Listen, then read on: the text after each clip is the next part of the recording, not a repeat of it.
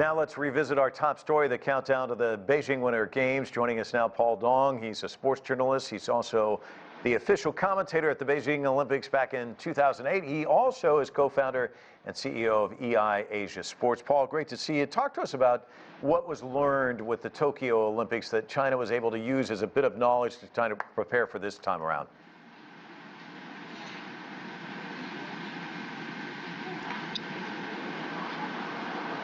Mike, I wish I could hear you, but obviously the signal is very weak.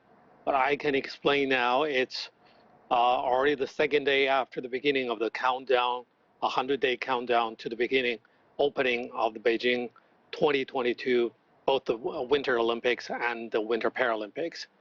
And now I think a lot of young people are being mobilized as volunteers, although before the pandemic, people interested in the voluntary work for Beijing 2022 were from around the world. But now, I think, including myself, I was among those applicants to be a volunteer for Beijing 2022. But now, I think the choices will be very natural, the narrow one.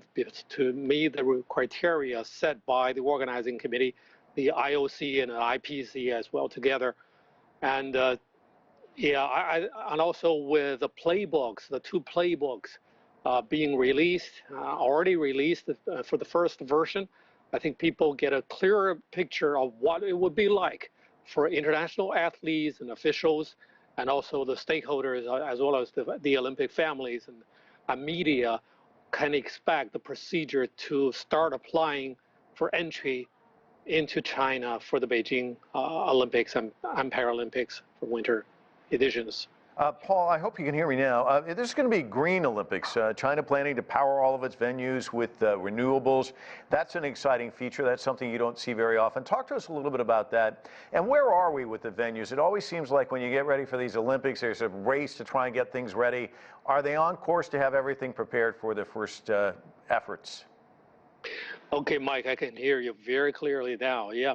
I think 6 years ago, once China and Beijing decided to bid for the Winter Olympics in 2022, it's already very high on their agenda and very clearly on their mind that they will be pursuing a Green Olympics, as well as meeting all the later to be announced the carbon neutral and all those ecological ideas.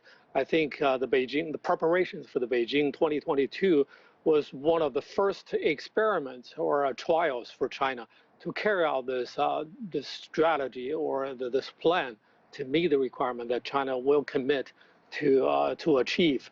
And at the same time, I think Beijing has been implementing their concepts of converting some Summer Olympic venues into Winter Olympic ones. And at the same time, because China's long-term target of developing and moving a lot of people, hundreds of millions of them, into winter sports, many new venues are also being built, and now they're in perfect shape. Now, I think they have been 80 to 90% were already completed a year ago, and now they are ready for.